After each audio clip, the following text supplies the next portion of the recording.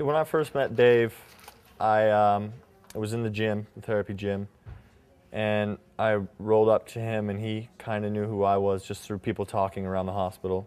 He came up to me and he said, he told me I looked pretty good and that things were going well for me, and he was really nice guy to be introduced to, you know, and really kind of a happy, upgoing guy. And the first thing he told me is that I was going to be just fine. Through my doctors and them telling me there's a young guy who just got in here and he's got a high level of injury, and I was like, oh my God, like 21-year-old guy, and I just felt like I was like, oh, I don't even want to. I doubt he wants to see anybody right now. I'm not gonna bother him.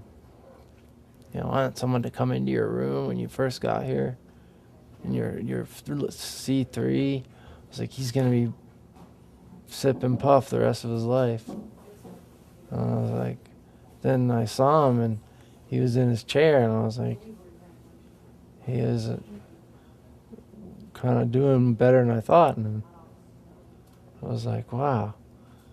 And then I saw him the next time, and he was like, hey man, I can wiggle my feet. And I told him right there, I said, you're gonna be fine. I said, you're gonna be just fine. Andrew Sanders, originally from Fort Collins, Colorado, lived in Steamboat for the last 3 years. Broke my neck on the last day of the mountain, on the last run of the day. See me. My name is Dave Genchi. I'm from Florida, and I'm here in Steamboat. I wish I was in Steamboat. I'm here in Craig Medical Center and finishing my rehab, and I'm going home to Florida. It was just a rollover, and I was doing a surf turn on the very last part of that feature.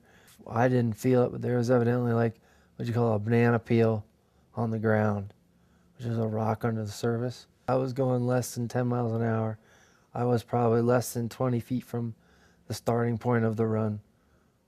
I was within earshot of all the guides. They all heard what happened. They all heard the noise of skis and rocks.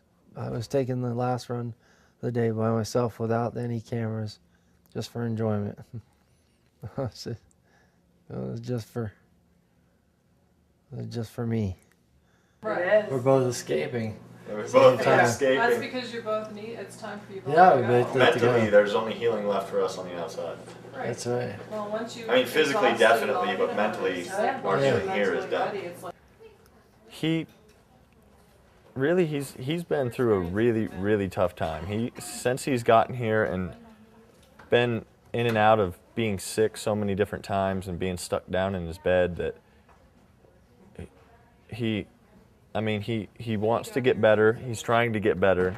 He's got a great personality. He's a really nice and caring kid. But he's just had a really tough experience. And as far as I know, he needs to get the hell out of this hospital.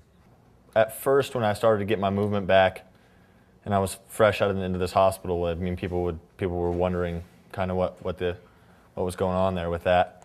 And then it turned into a lot of inspiration for most people, where they would see this recovery going on, and it was pretty inspirational.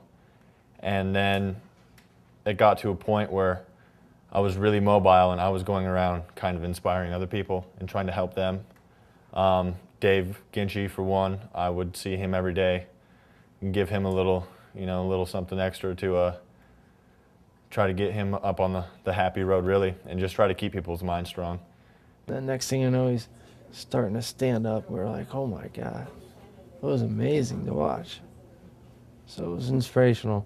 And I found myself getting a little more on it, you know, like we'd be in the weight room and he'd put on 5 pounds of weight on his arm, and I put 5 pounds of weight on my arm.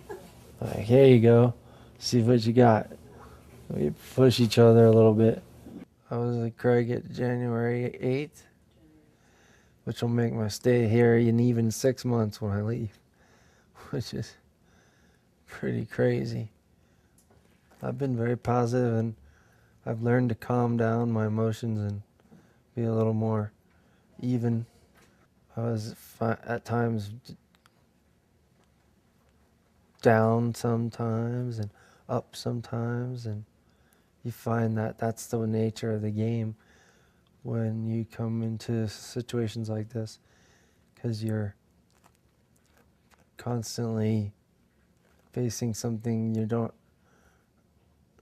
really expect. You're either getting some drugs that don't fit with you, or you're starting to think about, well, what's going to happen after this? And, you know, your mind is exploring all the new places it hasn't been before. So it's very interesting. I've learned a lot about myself through this experience that many people never have, you know. So I figured, well, at least I got a pretty cool story to tell at any party.